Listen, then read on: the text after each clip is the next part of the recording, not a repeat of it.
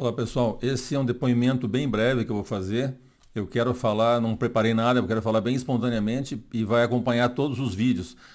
Na verdade, é para que a pessoa que esteja vendo os vídeos tenha em mente que não partiu de mim, né, o desejo de estudar esse assunto, de largar tudo que eu faço, né, e de fazer só isso, né, e de falar para o mundo isso. Na verdade, não. Foi um chamado de Deus. Mas o que eu quero destacar é que durante todo o processo, durante 7 anos, né, Deus me dava os textos, né, todos eles, eu estudei todos eles. Quando eu esgotava o estudo, que não tinha mais como entender, eu tinha pego todos os textos que ele me deu, cobria todo o assunto, né, de cada assunto, eu estou falando especificamente de cada assunto, né, ele cobria todo o assunto e eu não conseguia, então ele me revelava aquilo que eu não conseguia.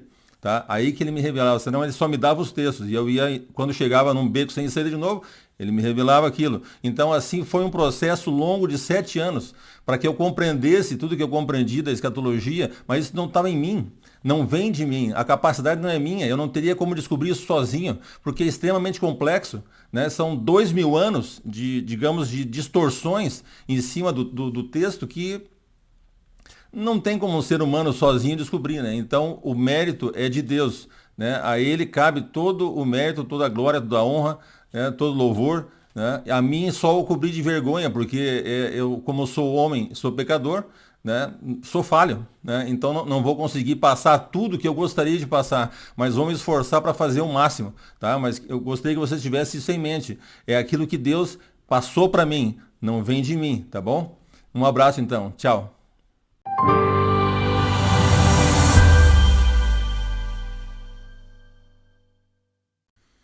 Será que a besta vai suceder o Putin? Ou seja, é possível que ela já esteja entre nós?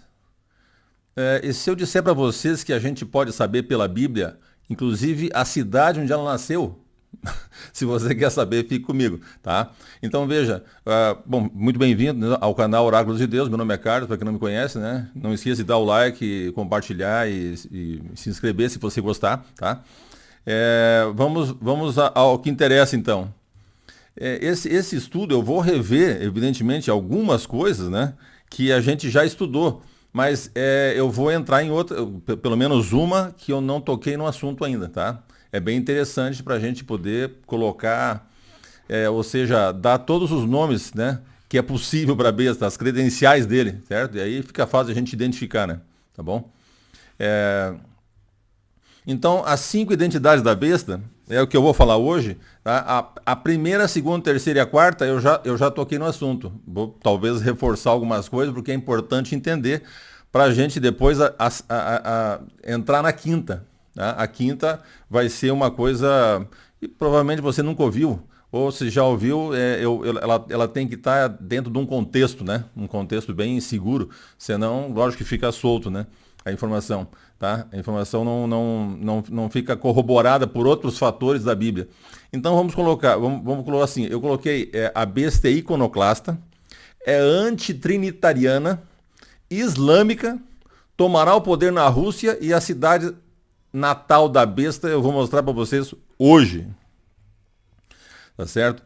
Então, começando com a primeira, o que seria iconoclastia ou o que é iconoclasta? Iconoclasta é a pessoa que destrói ídolos. Ele é o contrário do idólatra. O idólatra adora ídolos, cria ídolos, né? Reverencia e assim por diante. E o iconoclasta, ele odeia ídolos, né? Ele destrói os ídolos, ele é contra os ídolos, tá? Na verdade, o nosso Deus é iconoclasta, só para a gente entender, né? Então não é uma coisa de todo ruim, né? Mas é interessante para a gente poder identificar. Né? Muita gente confunde com a Igreja Católica, por exemplo, a questão da besta. A besta ela é iconoclasta. E a Igreja Católica adora ídolos. Fazer o quê? Né? Adora ídolos. Ou seja, não tem como. Né? Ela é o oposto. Então vamos pegar aqui 2 Tessalonicenses 2, verso 13 e 4. Ninguém de modo nenhum os engane, porque isto não acontecerá sem que primeiro venha a apostasia e seja revelado o homem da iniquidade, o filho da perdição. 4. O qual se opõe e se levanta contra tudo que se chama Deus ou é objeto de culto. Tá? Então veja, ele se levanta contra tudo que se chama Deus. Deus o Pai é contra. Yahvé é contra. Deus, o Espírito Santo, é contra. Jesus é Deus, é contra. Shiva é contra. Qualquer um que você colocar lá, né, os indianos têm bastante, ele é contra tudo, tá? Só tem o Alá, não tem mais ninguém. E Deus não tem pai nenhum, não tem filho nenhum, então não é o Deus do Velho Testamento que a gente conhece, porque Deus do Velho Testamento, Deus é pai, né? Deus pai. Ou é objeto de culto, seja uma catedral, uma mesquita, não, mesquita não, mesquita eles gostam porque é deles, são eles. Uma catedral, né? Um templo budista, por exemplo, uma imagem do Buda, né? Aquelas igrejas cristãs, o que dá para transformar em mesquita, eles transformam, senão eles destroem. Né? Relíquias antigas, né? Por exemplo, o que sobrou de Babilônia, aquelas coisas, destroem. São contra tudo. Tá certo? Porque nada pode ser adorado. Inclusive, chega ao ponto de, se você for ver o que está acontecendo hoje, em Meca, tem entidades que se cuidam disso na ONU, né, e outras entidades privadas que estão apavoradas, porque eles estão destruindo tudo. Constrói, vai destruindo aquela coisa, por exemplo, a casa que era da Khadija, né? A Khadija, que era a primeira esposa do Maomé. Fizeram um banheiro. Então não tem condição, né? Eles destroem tudo, porque justamente o objetivo é não deixar que ninguém adore ou faça idolatria lá. É esse o problema. Então nós estamos mexendo com o extremo do extremo da iconoclastia. Eles são, o Islã, por exemplo, é iconoclasta. Então, de acordo com a Bíblia, ele se encaixa perfeitamente no perfil de besta.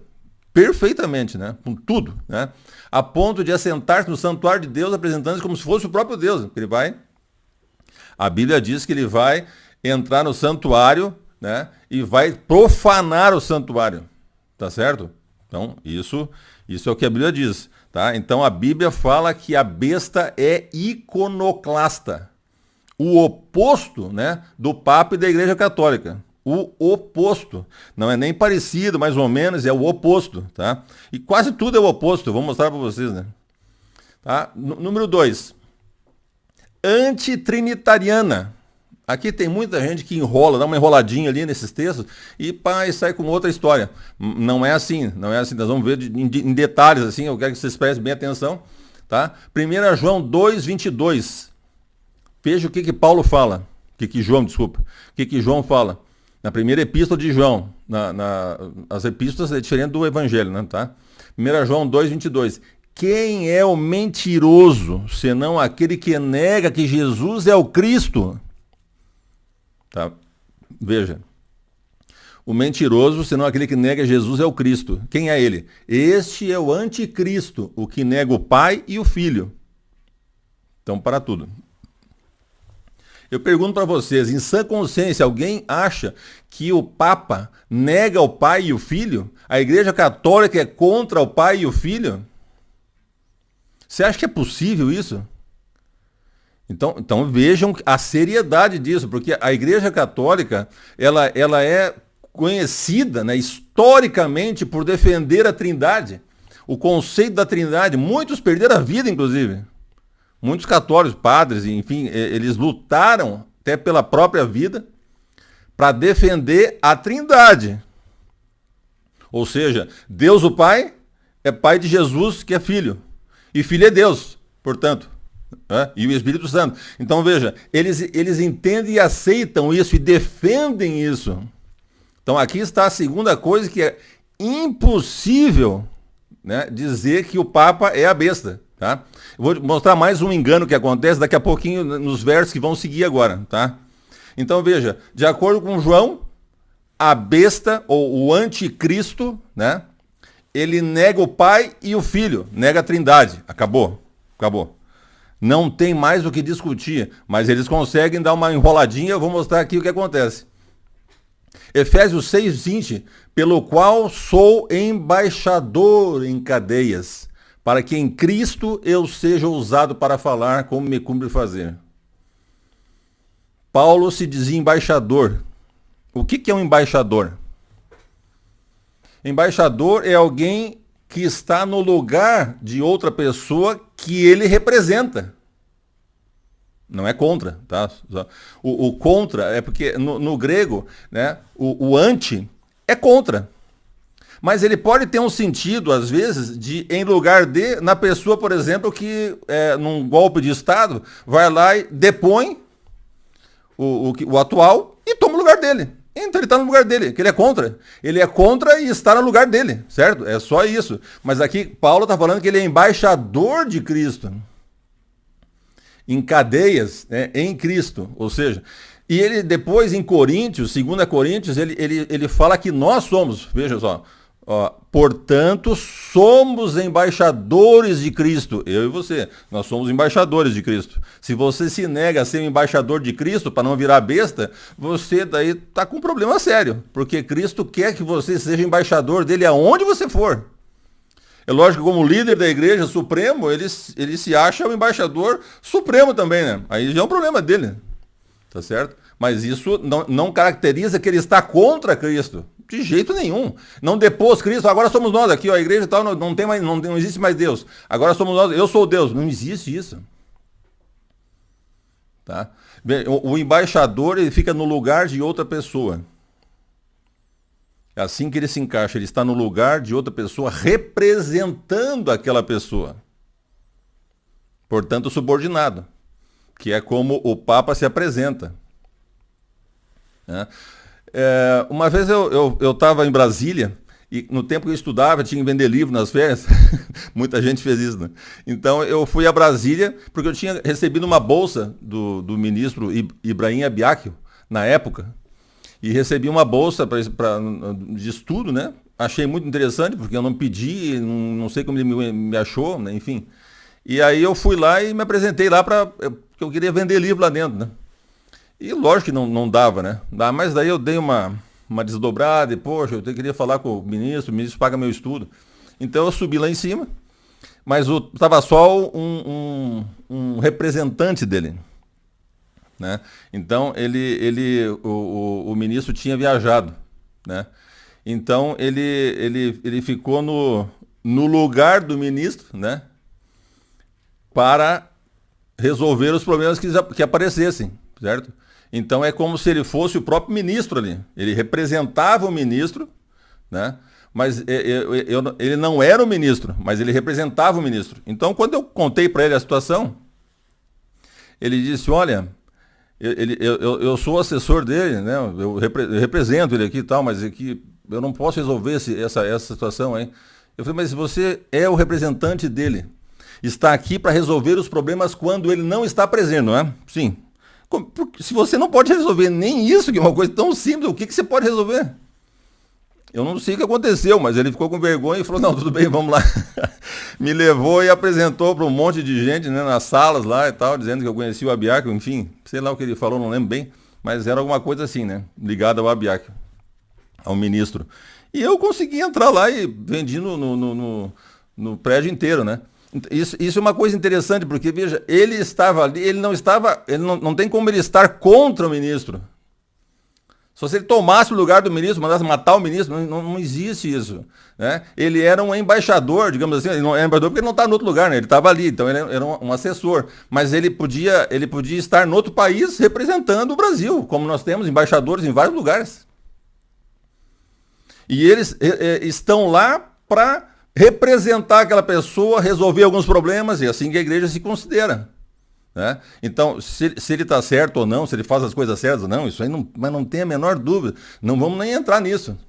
Né? O problema é que não dá para encaixar ele no anticristo. Tá? Anti é contra, mesmo que ele tenha tomado o lugar, mas ele é contra, porque ele tomou o lugar. E ele nunca falou isso. Ele nunca tomou o lugar, não existe mais Cristo. Não existe mais Deus, agora somos nós. Nunca aconteceu isso. Tá? Essa não é a postura dele. Portanto, ele não se encaixa em anti. E anticristo, tá, é aquele que nega o pai e o filho. Ele não nega, ele defende. Então, se você, por exemplo, vamos pensar assim, tá, mas ele tem aquela característica, mas tem outra, essa aqui, não se discute isso. Porque quando você tem as características, por exemplo, se houve um um sequestro de uma pessoa importante numa cidade. Eles fecham todas as saídas, rapidamente. Aí o que acontece? Então, assim, ó, é um carro, né? É um utilitário, ele é prata, ele tem um teto solar, sei lá, vai dar características. Se vem um carro com todas as características só com cor diferente, descarta, nem olha. Vem um carro com a cor certa, mas características diferentes, bem olha. Compreende? Funciona assim, você tem as características, eu vou dar 5 hoje. Tem as características, elas têm que bater todas. Se tem uma que é o oposto, esqueça. Vem um utilitário vermelho, nem olha o resto. Mas tem teto solar. Tem 4 pessoas, como disseram que tinha 4 pessoas. Não interessa, é vermelho, certo? É basicamente isso, nós não podemos brincar com isso. Tá? Então, quando se lê essas coisas, a gente vai e considera exatamente aquilo que está escrito. E o que está escrito é isso. Ele nega o pai e o filho. E ele se diz embaixador. Não, digamos, eu estou falando do Papa, né? Diz embaixador. Né? Não não contra, não nega. Por isso que ele nega. Ele nega porque é contra. Não existe Deus. Isso é negar. Então ele é contra. Não tem como ele ser a favor. Certo? Vamos pegar o próximo verso aqui e a gente vai entender. O verso 2, que é a continuação da questão do anticristo. Agora eu vou dizer para você o que é falado em relação a isso para distorcer, né, para dificultar a compreensão da verdade. É um equívoco, né?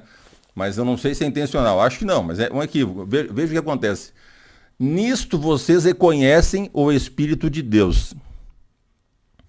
Todo espírito que confessa que Jesus Cristo veio em carne, voltamos lá no primeiro, ele nega o Pai e o Filho. Jesus Cristo veio em carne, é de Deus. E todo espírito que não confessa isso a respeito de Jesus, ou seja, que ele veio em carne, não procede de Deus, pelo contrário, este é o espírito do anticristo. Então, para entender, se ele confessa que Jesus Cristo veio em carne, significa que ele confessa que Jesus é Deus e tornou-se carne. Esse veio em carne é porque ele encarnou. Ele não era carne antes, ele era Deus e ele tornou-se homem. Tá certo? Então, se um espírito, uma pessoa que fale isso, né, ou defenda uma religião que defenda isso, se disser que Jesus veio em carne, ele é um espírito que provém de Deus. Mas se ele disser que não confessar isso, ele não veio em carne. Negar isso, que não, Jesus não é Deus. E eles negam. Os islâmicos negam. Né? Jesus não é Deus. Então, eles não procedem de Deus. Pelo contrário, este é o espírito do anticristo. E agora eu vou continuar, depois eu volto aqui para vocês verem, pegam uma situação que é sutil. A respeito do qual vocês ouviram dizer que viria e que agora já está no mundo. Pronto. Então, o anticristo já estava no mundo no tempo de Paulo. De João, desculpa. Estou trocando Paulo com João. Ele já estava, o anticristo já estava presente no tempo de João. Então, vejam lá. O 3 ali. E todo espírito que não confessa isso a respeito de Jesus não procede de Deus. Pelo contrário, este é o anticristo? Não. Não é o anticristo. Esse é o espírito do anticristo. É no mesmo espírito, na mesma intenção, no mesmo objetivo, no mesmo tom, né? Na mesma direção, no mesmo intuito, imbuído pelo mesmo poder, certo? Esse é o espírito do anticristo, que já está no mundo. Naquele tempo já estava. Porque quando é que surgiu o espírito do anticristo? Quando surgiu Cristo. Não tem como ter um espírito anticristo sem ter Cristo. Só depois que surgiu Cristo. Quando surgiu Cristo, surgiu o espírito do anticristo. Compreenderam? Então, quando nasceu Cristo, viveu, teve um ministério maravilhoso e morreu e ressuscitou, pronto, agora existe como existiu o anticristo. Agora tem como existir. Não tem como existir anticristo sem ter Cristo. Então ali João está falando o espírito espírito do anticristo, a respeito do qual vocês já ouviram dizer que viria e que agora já está no mundo. O espírito do anticristo. Portanto, desde que surgiu Cristo, vamos começar. Quem os primeiros a negarem que Cristo era Deus? Os líderes judeus. Bom, então eles são anticristo. Sim, nesse sentido, sim. Eles negaram. Eles negaram, os líderes, não todos, né? Os líderes negaram que ele era Cristo, que ele era Deus, que ele era o Messias. Negaram. Então eles estão nesse rol. Eles negaram. Tá certo? Então veja, surgiu desde aquele tempo. E isso já era o espírito do anticristo. Não dá para dizer o espírito, não, o espírito do Cristo é cristão, porque já existia naquele tempo. Não, mas e os judeus? E os líderes judeus que rejeitaram a Cristo como Messias e mataram ele? Então é judeu também.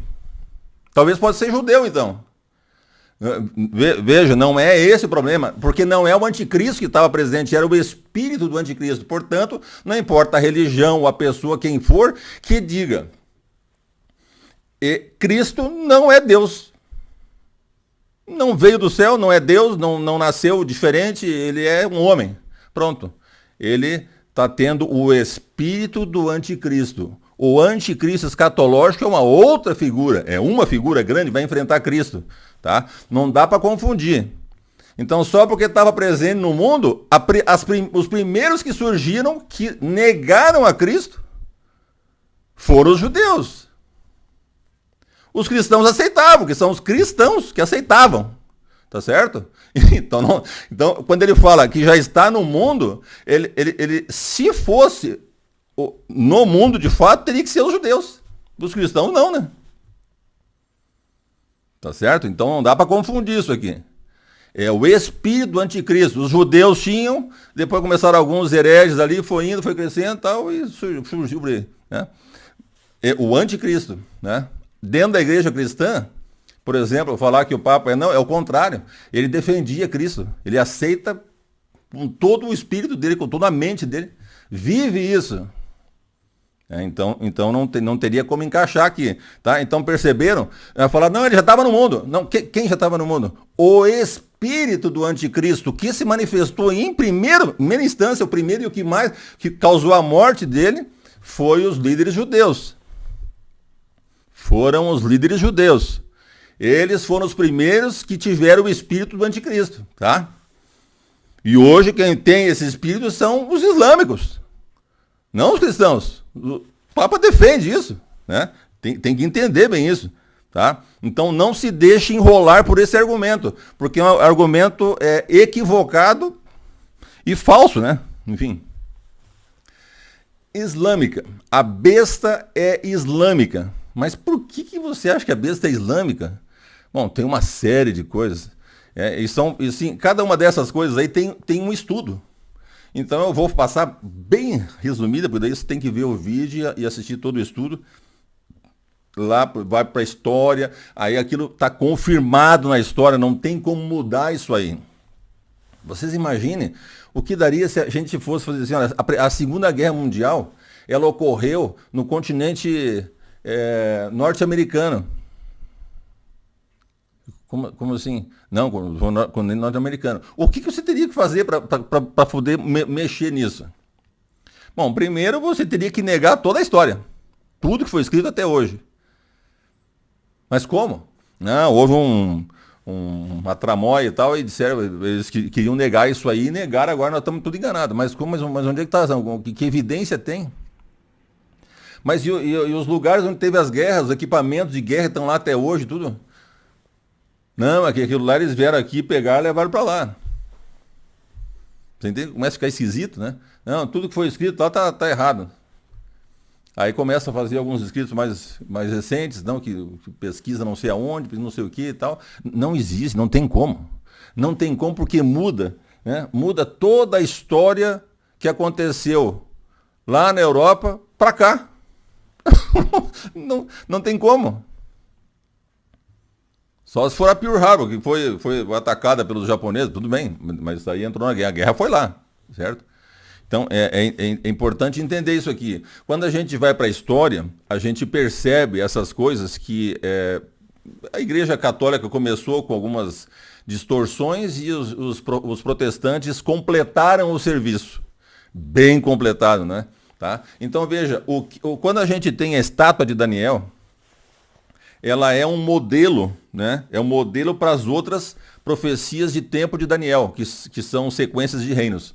Ela é um modelo. E quando a gente vai para Apocalipse, né? Apocalipse 12 é um modelo. Depois você tem 13 e depois 17. E elas têm que seguir aquele modelo. Tá certo? Isso tem que entender. Então vamos ver, na estátua de Daniel, geralmente se fala de 4 reinos, mas são 5. Porque o 5º reino simplesmente se passa por cima. Porque isso tem que mudar de continente, né? Tem que mudar do Oriente lá para a Europa. Então se cria um problema hediondo, né? Certo? Tem que inclusive tirar o 5º reino. O 5º reino não é as pernas de ferro. A perna de ferro é 4º reino. Tá? Então o 5º reino são os pés, porque daí é outro reino. Tem um verso só para descrever as pernas e 3 versos para descrever os pés, com os dedos. E 3 vezes aparece, nesses 3 versos, aparece 3 vezes a palavra árabe. Só isso. Árabe. Porque era um reino árabe. Por que era um reino árabe? Porque o de cima era a Roma. Mas Roma não acabou em 476? Não, eles têm um vídeo só para isso. 476 não houve nada, foi um evento que houve lá, inclusive com o objetivo contrário, né? O que teria acabado com a Roma, ele queria que o Império Romano dominasse daí, ele ia ser um subalterno. Mas isso é história. 1000 anos depois, pessoal, caiu Roma.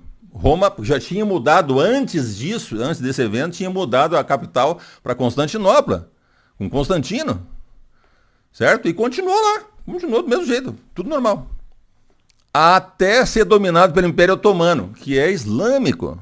Notem, o Islã surgiu na Arábia, com um árabe, que é Mohammed, que é o Maomé, era árabe, certo? Por isso apareceu 3 vezes a palavra árabe nos pés da estátua. Impressionante, tá? Então, veja, tiraram o 5º reino, não existe o 5º reino. Né? Acabaram 1000 anos antes com o Império Romano. Continuou o Império Romano 1000 anos mais. Então nossa, é mudar o continente da história, tá? Vamos lá. Império Otomano, então, ele conquistou em 1453 o Império Romano, que é o da vez, das pernas. Aí vem o Império Otomano, certo? E ele, em 1922, como ele perde a Primeira Guerra Mundial, ele vai perdendo território, aí o pessoal abocanhou tudo lá e ele ficou quase sem nada, mas ficou com a Turquia. Então ele sofreu uma ferida de morte, de acordo com a profecia, mas não morreu, está lá na Turquia. Já meio se espraiando, porque já é um exército, é o 2º exército da OTAN, mais poderoso, tá?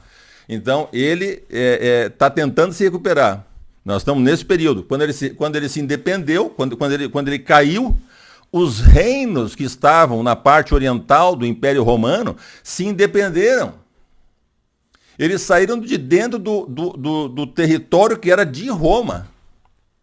Mas o território oriental. Por que oriental? Porque o ocidental, certo? O território ocidental de Roma foi invadido pelos bárbaros. E na profecia fala que eles se levantarão desse reino, do território, né? Não é de Roma, eles não são romanos, então é do território de Roma.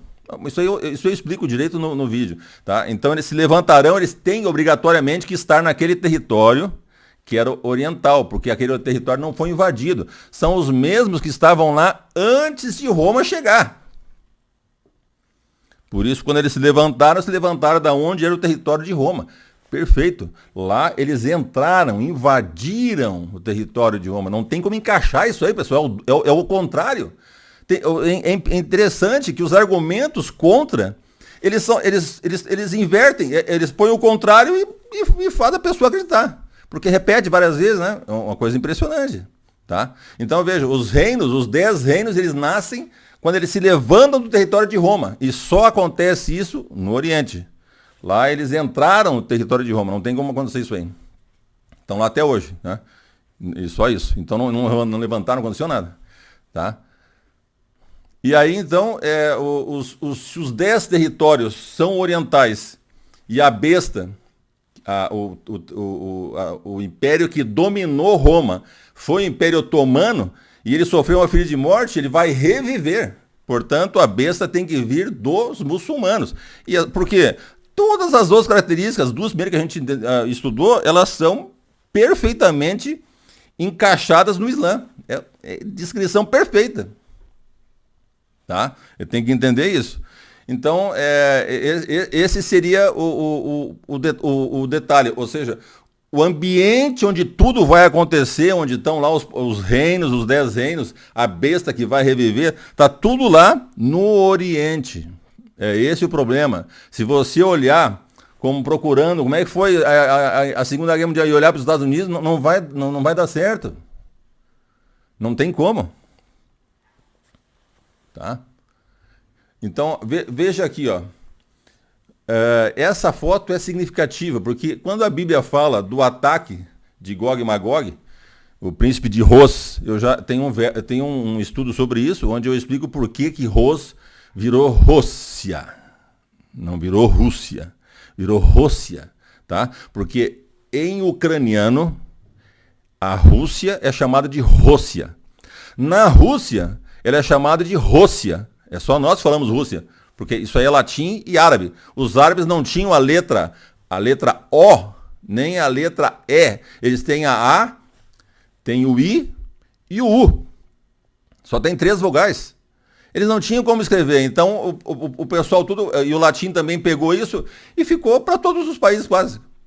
Mas se você for, por exemplo, na Grécia, é Rússia, porque a Bíblia em grego fala Ros, príncipe de Ros, né? Pode ser Rosh também, né? Mas isso é só pronúncia. A mesma letra, pronúncia de um jeito ou do outro, depende do ponto onde você põe, né? Pontinho na direita ou na esquerda, em cima da letra. Tanto faz, isso aí, a letra é a mesma, né? Então, o príncipe de Ros, lá no grego, fica Ros. Em grego, na Grécia, hoje é Ros. Põe no tradutor do Google, tá? Você põe lá Rússia, em português. Aí, na outra, você põe Grécia, vai sair Rússia. Não Rússia, vai sair Rússia. Aí põe ucraniano, Rússia. Botar russo, Rússia. É só isso, tá? Por isso que a Bíblia não estava errada. Não teve que virar nada, né? Foi Rússia e eles só dobraram o S, na verdade, porque tem 2 Cs em grego. Na Rússia é 2 Cs, né? Dobraram o S e o outro é uma vogal e a outra semivogal. É só vogal. Só trocou, mudou, dobrou uma letra e botou vogal. Então, a base da palavra, ela estava presente, né, com as consoantes, tudo as mesmas consoantes, não mudou as consoantes, tá? Então, é a mesma palavra. Mas isso aí, existe um estudo só para isso. Mas isso aqui é importante porque a besta tomará o poder na Rússia. Eu não tinha como saber isso aí sozinho, entende? Mas Deus foi me dando os versos e eu fui estudando, até que eu cheguei no beco sem saída e eu perguntava uma coisa, não era, e o outro não era, tal. Aí depois de muito estudar e ler e tal, e orar, eu falei assim, bom, só se um islâmico tomar o poder na Rússia. Aí Deus falou, é exatamente isso. É exatamente isso. Um russo, um islâmico vai tomar o poder na Rússia. E aí o que vai acontecer? Ele vai ter todo o poder da Rússia. Tá? Todo o poder da Rússia. Aí ele vai ter, a Bíblia faz uma coalizão entre o príncipe de Ros, de Meseque e Tubal. Meseque e Tubal, eles estão na Turquia. Representa a Turquia. Então ele vai ser o Império Otomano revivido, vai ter um representante que toma o poder na Rússia. E agora na quinta eu vou mostrar onde ele nasce, né? Só para a gente ficar tranquilo, porque quando acontecer vocês vão ter que dizer, estava certo, tá? Então veja, aqui vocês têm o Rouhani, né? Não sei, o Khamenei, ele é o supremo líder do Ayatollah. Mas o problema é que o Rouhani lá, ele é o presidente, assim, né? Então ele esteve nesse encontro, o Putin esteve com o Khamenei, esteve lá. Mas na hora da foto o presidente tomou, né? Porque o outro é sagrado, né? O Putin está no meio e o Erdogan. Recep Tayyip Erdogan. Ele tem o desejo de ser o califa, certo? De tomar o poder em toda a Rússia. Ele tem esse desejo, mas provavelmente não vai ser, né? Lógico. Mas ele é islâmico, né? Então, mas como um islâmico vai tomar o poder na Rússia? A gente não sabe os detalhes disso, é muito complexo. Tem um monte de islâmico dentro da Rússia. Várias, eu acho que são 6 ou 8, né, províncias que tem só islâmico, só islâmico. Tá? Então, alguém pode tomar o poder em alguma situação, não sabe como, né? Mas é o que diz a Bíblia. Tá? Então, essa coalizão aqui, porque ele fala que é príncipe de Roso, Meseque, Tubal, e depois, quando ele vai descer, ele fala que vem junto vários países e cita a Pérsia. Né? A Pérsia pode ser outra forma de falar Irã. Tá? Porque é intercambiável. Teve um dos líderes da Pérsia lá que mudou para Irã e tal, mas depois o sucessor dele falou que dá para usar os dois e já voltou tudo ao normal, né? Então a língua, tanto que é persa, né? Não é língua iraniana, é língua persa. Mas enfim, essa é a coalizão. E essa coalizão já existe, porque isso aqui é um acordo que eles têm, né? Entende? Embora agora com a Turquia tá em cima do muro aí, mas isso aí é um detalhe, daqui a pouco a coisa se acerta. Essa é uma coalizão que já existe. É essa coalizão que é citada na Bíblia, esses 3 países. É importante isso, tá? Tomará o poder na Rússia. Então, agora nós chegamos na 5ª. A cidade natal da besta. Qual é a resposta? Tipologia. Tipologia. A Bíblia ela é riquíssima em tipologia. É uma coisa impressionante, muito mais do que a gente imagina. É assustador. Tem muita tipologia. Bom, Cristo, né? Quase todas as profecias que se relacionavam com o Cristo ali, que eles deviam ter entendido, eram tipológicas.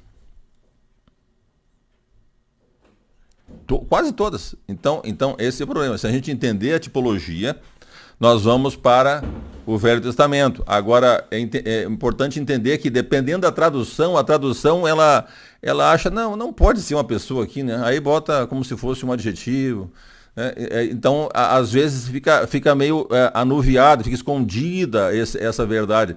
Então, hoje a gente vai ler aqui e entender, tá? Entender, para saber o que é. E é mais uma característica que a gente tem. Porque lembre-se do carro. O carro vem vindo e pode ser o sequestrador. Mas tem que bater todas as características. Tem que bater todas. Não pode. Se tiver uma errada, pode esquecer. Não tem como. Tá? Então, tipologia. Livro de Naum. Nós vamos para o livro de Naum. Naum, verso 1, o capítulo 1, verso 1. Ele fala assim: sentença contra Nínive. Livro da visão de Naum, da cidade de Elcós. Interessante. Então vamos lá. Naum 1:9. Eu botei na NAA e na NVI, tá? O que é que vocês estão planejando contra o Senhor? Ele mesmo os consumirá completamente. A angústia não se levantará 2 vezes. Essa coisa de vocês estão planejando, ele fala exatamente para Gog e Magog lá. Se estão planejando pensamentos maus, né, no coração de vocês, é o mesmo esquema. Então veja, olha só, ele mesmo consumirá completamente, aí em rosa e amarelo, a angústia não se levantará 2 vezes. Veja bem, aqui é um verso que às vezes as pessoas falam assim, bom, então não se levantará o mal no universo pela 2ª vez. Pode ser entendido assim, por consequência da verdadeira interpretação. O mal no universo não é angústia, né? Então veja, a angústia não se levantará pela 2ª vez. Na 1:9, na NVI, o Senhor acabará com tudo o que vocês planejarem contra ele. A tribulação não precisará vir uma 2ª vez. Então veja, a tribulação, o que a gente fala? A grande angústia, a grande tribulação. A palavra é a mesma, vou mostrar para vocês, tá? Aqui está falando da grande angústia, da tribulação. Ela não haverá 2 vezes. Que, embora eu concorde que ela pode se aplicar a todo o universo, Deus não vai deixar voltar a 2ª vez. Né? Mas especificamente está falando do período da grande tribulação, porque nunca houve nem haverá jamais. É esse que está falando. Nunca houve, nem haverá jamais. Portanto, não tinha acontecido ainda, e quando acontecer, é uma vez só e nunca mais vai ter. É esse o problema. As duas lugares onde fala da tribulação, ali com Jesus falando e com Daniel falando, é assim. Não haverá jamais. Nunca jamais houve, nem haverá jamais. A tribulação, a angústia. Então vamos ver aqui. Daniel 12:1, NVI. Naquela ocasião, Miguel, o grande príncipe que protege o seu povo, se levantará. É Cristo. Haverá um tempo de angústia, tal como nunca houve desde o início das nações até então. Porque nesse tempo, Mateus 24:21, porque nesse tempo haverá grande tribulação, como nunca houve desde o princípio do mundo até agora e nunca jamais haverá. Certo? Então, ela é única. Ela vai ser uma e não vai se repetir mais. Acabou. Tá? Portanto, a gente presume que também não vai se repetir o mal. Tá? Mas especificamente está falando do tempo da grande tribulação. Certo? É um período da grande tribulação, quando Cristo se levanta, no finalzinho ali. É lá que é a grande tribulação. Não é antes, não é na Idade Média, não aconteceu nada disso. Tá? Mateus 24:21, a palavra flips. É bem difícil de pronunciar isso no grego moderno, pelo menos é bem difícil. Mateus 24:27, clips, porque nesse tempo haverá grande tribulação, como nunca houve. Tá? Então essa palavra é a palavra que está no grego. Agora vamos ver no hebraico. No hebraico, só para a gente entender, é a mesma palavra nas três. Eu vou começar por Daniel, que é a base, tá? Que está correlacionado com Mateus, e daí vou subir para os outros. A última, então, aqui do lado, a última. Daniel 12:1. Tzara, né? Tzara, é TZ. Essa palavra, ele tem o som de TZ, Tzara, né? Naquela ocasião, Miguel, o grande príncipe que protege o seu povo, se levantará, haverá um tempo de angústia, tal como nunca houve desde o início das nações até então. Aí lá no do meio, na 1:9, da NVI, Tzara, mesma coisa. O Senhor acabará com tudo que vocês planejarem contra ele. A tribulação não precisará vir uma segunda vez. E lá em cima agora na 1, Tzara, mesma palavra que em Daniel. O que é que vocês estão planejando contra o Senhor? Ele mesmo os consumirá completamente. A angústia não se levantará duas vezes. Compreenderam? Então, Daniel, Mateus e Naum estão falando da mesma coisa. A angústia é um período de 3 anos e meio. Esse é o problema. Quando se levanta Miguel, no finalzinho, está quase destruindo tudo Israel, ele se levanta para defender o seu povo. Então, é isso que vai acontecer. Na grande tribulação vai se cumprir isso aqui. São 3 anos e meio de grande tribulação. Ele vai encurtar, vai ser um pouquinho menos. Né? Tá? Aqui na 1:12, agora para a gente só fazer a sequência, Isaías 51:22 daí. Na 1:12, assim diz o Senhor, por mais seguros que estejam e por mais numerosos que eles sejam, ainda assim serão exterminados e passarão. Meu povo, embora eu o tenha afligido, não o afligirei mais. Portanto, se ele não vai afligir mais, isso não pode se resumir ao que estava escrito em Naum, ou seja, com os assírios, porque se é com os assírios, não, eu não vou mais afligir vocês. Aí tá, acabou com os assírios, aí vem a Babilônia e aflige ele. Mas você falou que não ia afligir mais. Bom, talvez seja o último. Aí vem, depois de Babilônia, Medo-Pérsia, os gregos, que fizeram uma desgraça lá com o antigo Fone Quarto. Depois vem os romanos, aí destrói tudo mesmo. Pô, então, o que Deus está falando? Ele está falando do final. Esse é o problema. Ele está falando da tipologia, tem uma parte aqui e uma parte lá, do que acontece, vai se cumprir lá. Então, quando ele fala assim, que não haverá mais outra angústia, não vai haver, a segunda vez não tem, então não é aquela angústia que eles viveram lá. Porque se só vai ter uma vez, não teria mais na frente. Então tá tudo errado para frente. Não é. Ela tá falando da angústia lá na grande tribulação. É esse o problema. Tá? Aquela vai ser a única que nunca teve igual e não haverá jamais. Então é uma única.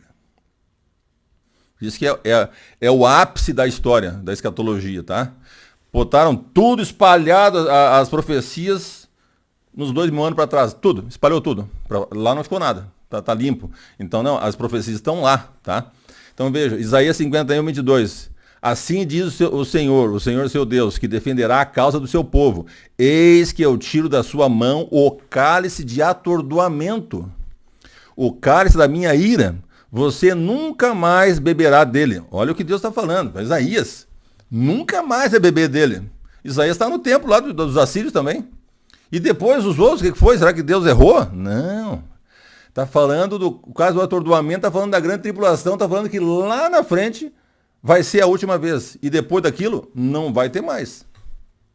Tá? Senão Deus não podia dizer, olha, não vai acontecer mais. Ah, aconteceu de novo. Não, agora não vai acontecer mais. Ou de novo. Não, aí não dá, né? Tá? Não aconteceu isso. Tá? Então ele se refere ao futuro. Por isso que a gente pode dizer com certeza absoluta que tem tipologia aqui. Está falando do futuro. Eles estavam sendo assediados pelos assírios.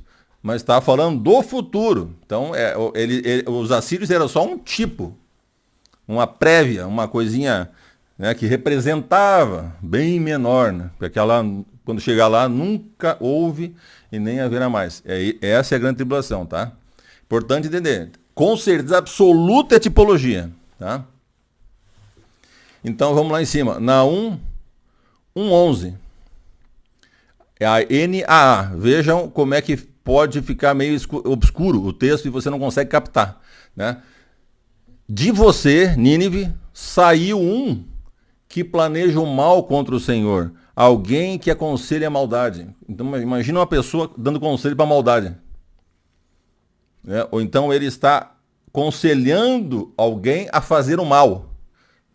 Vocês conhecem alguém assim? O tempo todo, né? O tempo todo, certo? Um monte de gente faz isso. Então não é aqui uma pessoa comum que está falando, não é isso aí. Vamos entender então Naum com a Bíblia de Jerusalém. Jerusalém põe o não é, antes lá, né? Ou é de você ou não é, ele botou no verso anterior. Eu botei só ali entre colchetes para a gente saber que ele põe não é de ti que saiu o que medita contra Yahvé, ou Jeová. O homem com os desígnios de Belial. Aí mudou. A palavra no original lá é Belial. Mas e o que tem a ver Belial? Tem tudo a ver. A gente vai lá para o Novo Testamento, você vai ver o que tem a ver, tá? O Belial. Então, o homem com os desígnios de Belial, ele tem os mesmos planos de Belial. Ele digamos, é conduzido por Belial, no poder do Belial. Vamos ver quem é o Belial. 2 Coríntios 6,15, Paulo. Ele fala, que harmonia pode haver entre Cristo e o maligno? Ou que união existe entre o crente e o descrente? O que é o maligno? Está lá no grego, Beliar. É uma variante, né? Em vez de botar o L no final, botou um R. Ficou Beliar ou Belial, né? É uma variante de Belial, né? Então, veja, que harmonia pode haver entre Cristo e Belial? Então, veja, esse Belial, ou Beliar aí, ele é o maligno. A gente sempre entendeu isso, o maligno é o diabo, tá certo? Então, veja que toda vez que você fala, quando você vai para Isaías, por exemplo, que ele começa a escrever, tu que caísses, ó estrela d'alva, estrela da manhã, caísse do céu, né? Então ele vai começar a descrever o diabo, daqui a pouco ele fala assim, que as pessoas estão dizendo, tu és o homem, como o diabo não é homem. Sim, mas é a besta. Porque lembra que eu fui com vocês lá para Gênesis 3,15, e lá tem um problema na tradução também. Porque quando fala a tradução corretamente, fala de Cristo, né? O descendente da mulher. Mas quando fala do diabo, fala dos seus descendentes. Não, o Cristo quebraria a cabeça, esmagaria a cabeça do descendente da besta, do diabo. Esse é o problema. Ele fez uma descendência, ele criou o Maomé, né? E saiu uma descendência do Maomé. E depois de um desses sairá um descendente. Um descendente que vai ser a besta. Esse é dirigido, vem no poder do demônio. Tá certo? Então aqui, veja, está usando a mesma palavra. Lá, ele está falando lá, a maldade lá na verdade é Belial. certo? Então veja, a Jerusalém corrige ali, o homem com os desígnios de Belial, medita contra Yahvé. Então está falando que o homem, que seria a besta, medita contra Deus, ele é o Belial. Ele é a besta. Essa besta sai da onde? Lá. Não é de ti que saiu, veja o Naum na nova Almeida atualizada, de você, Nínive, porque está falando de Nínive. No primeiro verso eu botei, porque aquilo todo, a Bíblia, o livro todo é sobre Nínive. Então, de Nínive sai o Belial, portanto sai a besta. A besta, tá certo? Aqui embaixo, só para a gente ver, maligno é igual Beliar, aqui no Coríntios, né? É o equivalente de Belial. Você pode ver que a última letrinha lá é um Rho, parece um P para nós, mas em grego é R. Tá? E no hebraico é o contrário, ele lê da direita para a esquerda. E a letra última lá é um L, ele equivale ao L, é o Belial. A mudança ali é numa letra ali, não tem problema, a palavra é a mesma. Tá? Então está se referindo ao Belial, que Paulo falou e chamou de maligno. Portanto, a gente sabe que aqui está falando da besta. Na 1:11, de novo lá, não é de ti que saiu, medita contra Yahvé, o homem com os seus desígnios de Belial? Né? Aí 2 Coríntios, Bíblia de Jerusalém, não formeis parelha incoerente. Eu botei a Bíblia de Jerusalém aqui, que não tinha lido nessa versão agora. Não formeis parelha incoerente com os incrédulos, que afinidade pode haver entre a justiça e a impiedade, que comunhão pode haver entre a luz e as trevas, que acordo entre Cristo e Beliar, que relação entre fiel e o incrédulo. O Beliar ali é o Belial, né? que é a besta, que é o maligno, né? O maligno que dele descende a besta, né? Então, veja aqui no texto grego, usa letra maiúscula como nome próprio, letra grego, em Paulo, certo? Vamos ver aqui, ó. Eu peguei o Novo Testamento grego, meu, e fotografei aqui só para vocês verem. Em vermelho lá, ó, maligno, Beliar, tá lá, ó, naquele canto, né? Tá escrito Beliar. O B maiúsculo no grego é exatamente igual ao nosso B, tá? Então ficou Beliar. Olha lá, ó. E aqui embaixo tá Christos, Cristo, né? É Cristo. Porque cada posição que a palavra, cada função que a palavra ela possui, ela sofre uma derivação, né? Para a gente entender. Então não importa muito a posição das palavras no grego. Então tá ali Cristo e Beliar, tá? É impressionante. Isso aqui está se referindo lá em Naum à besta. Tá? De novo ali, Naum 1:15 agora. Eis sobre os montes os pés do que anunciam boas novas, do que anuncia a paz. Celebrar as suas festas, ó Judá, cumpra os teus votos, porque o ímpio não mais passará por você. Ele foi inteiramente exterminado. Mas quem é esse ímpio?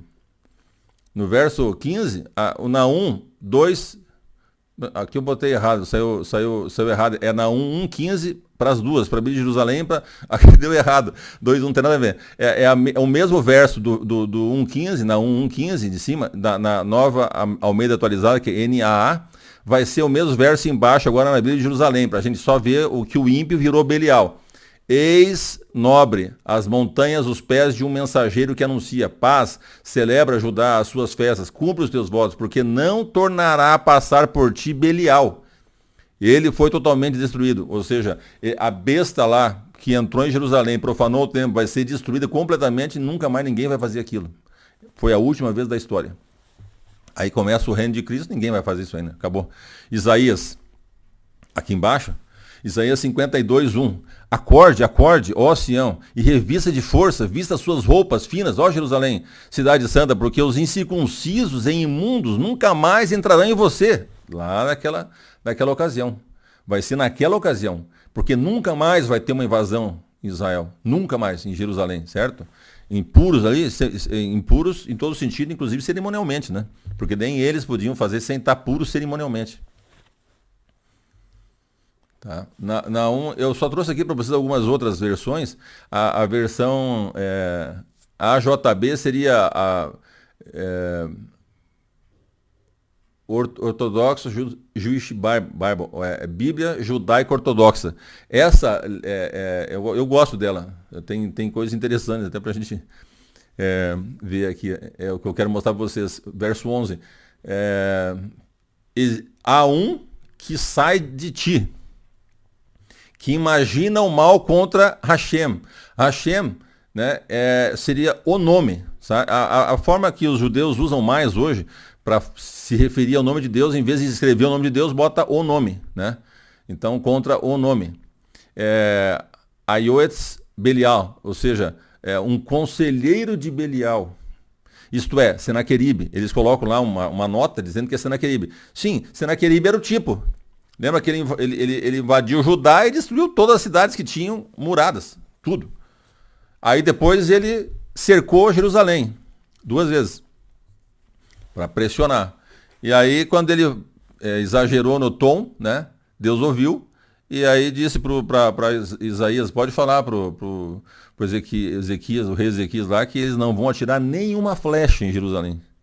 Ele saiu naquela noite e matou 185 mil soldados. Quando Senaqueribe levantou de manhã, olhou aquele mar de gente morta, ele foi embora, né? Foi embora. E aí depois, logo em seguida, no templo lá do Deus dele, os filhos dele, 2 filhos dele mataram ele, esfaqueados lá e fugiram.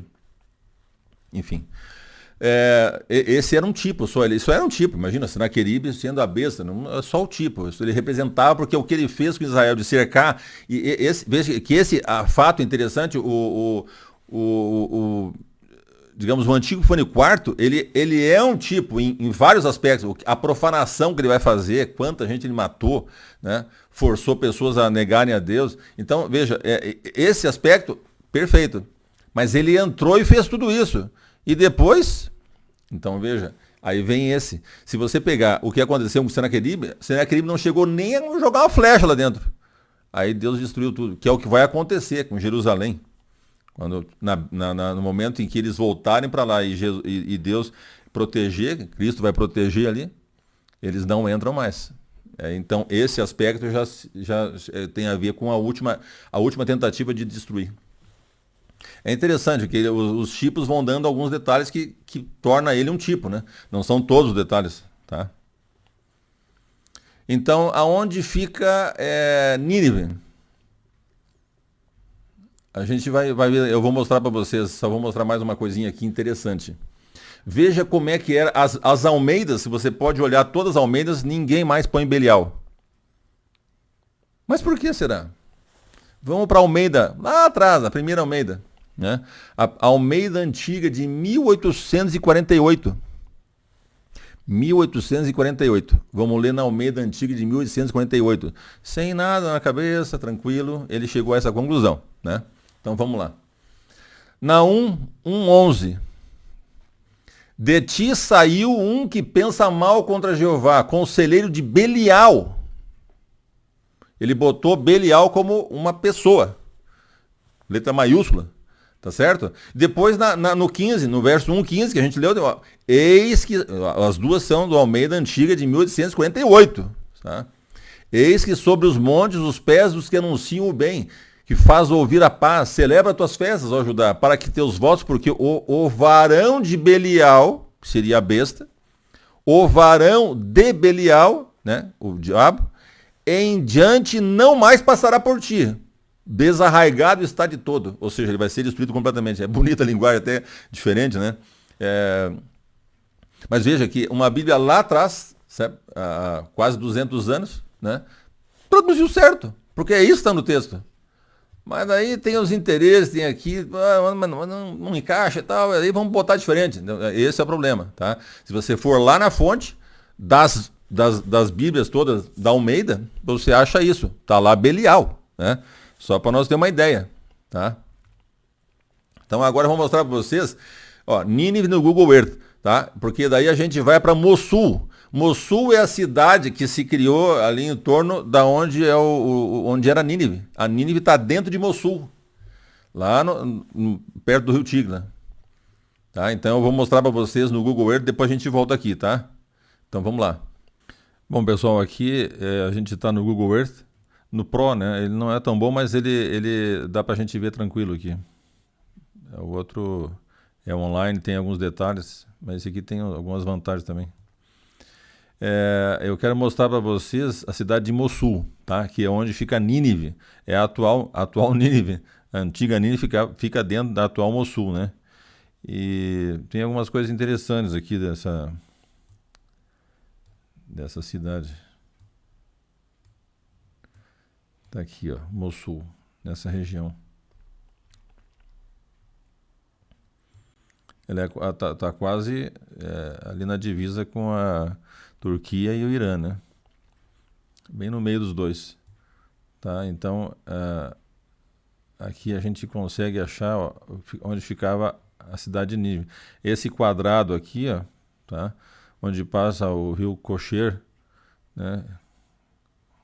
Kocher, não sei. Ele é um quadrado, eles tinham... Aqui está o rio Tigre, ó. O rio Tigre, e esse aqui é um afluente, ele vai desembocar no rio Tigre aqui, né? Eles aproveitavam o rio, faziam um fosso grande em volta e tinha todo um controle aí para poder dificultar a chegada das pessoas. Aqui, se a gente aproximar, a gente vai ver justamente o que a Bíblia menciona ali, que é a Senaqueribe, né? Olha aí. Ó, o Palácio Senaqueribe ficava aqui, ó. Senaqueribe Palace, tá?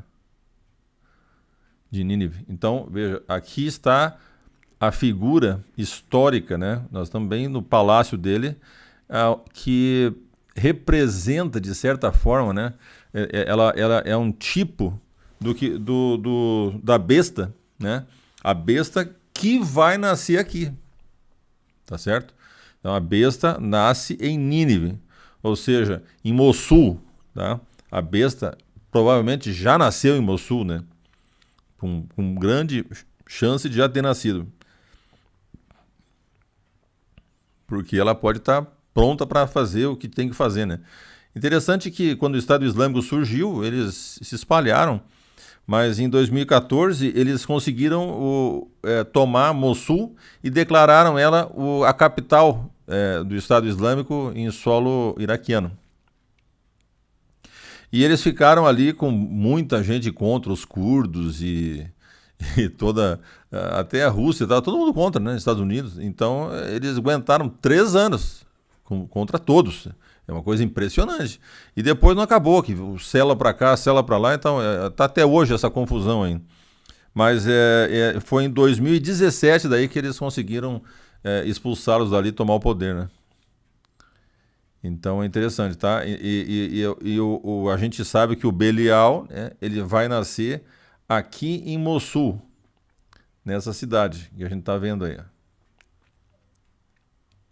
Essa cidade, tá? A cidade de Mossul. Ele deve ter nascido já aqui. A gente não sabe a idade que ele tem, se ele já está pronto, mas enfim, é daqui. E vamos ver, aqui é perto do que? Se a gente afastar um pouquinho... Ó, aqui onde está o cursor é Mossul, tá? E se a gente olhar agora as linhas amarelas, né, daqui, ó, aqui ele está na Turquia e aqui ele está no Irã. Então a gente está perto da Turquia e do Irã, bem no meio, né? E se a gente cruzar aqui, ó, pelo Cáucaso, chamado Cáucaso, essa região, cruzou, está na Rússia, certo? Então é uma coisa interessantíssima. Ele vai nascer quase no meio dos dois. E é islâmico e vai tomar o poder na Rússia, né? Então, basicamente, para a gente poder ver o mapa aqui, para ter uma ideia, é isso. O cenário todo, né, tá com essa coalizão aqui da Rússia, que eu mostrei para vocês lá da Turquia e do Irã, descendo contra, especialmente o Egito, a Arábia Saudita e Israel, que é o foco principal, né? É esse avanço aqui que vai ser a grande tribulação, porque vai ser uma coisa terrível. Serão 3 anos e meio, talvez encurtado um pouco, talvez não, vai encurtar, a gente não sabe quanto, né? Mas vai ser em torno de 3 anos, então uma coisa tremenda, tá? Era só para vocês terem essa noção aqui, aí a gente volta para lá agora para acabar. Pessoal, então a gente estudou 5, né, aspectos, ou seja, identidades, né, que são inegáveis. Tá? As últimas 3, elas são peculiares. Né? Por exemplo, a besta é islâmica na terceira, tomará o poder na Rússia na quarta e nasceu em Mossul na quinta. Isso é impressionante. Então vocês têm coisas específicas, né? Mas as duas da Bíblia, as duas primeiras são contundentes, né? Interpretado corretamente, não tem como fugir. Tá? Então a segunda parte do vídeo eu resolvi fazer na próxima, porque já estamos aí passando de 1 hora. Então a gente faz na parte 2 do vídeo, tá? Eu vou continuar na parte 2, colocando isso dentro de um contexto maior, tá bom? Então a gente se vê lá. Um abraço, tchau.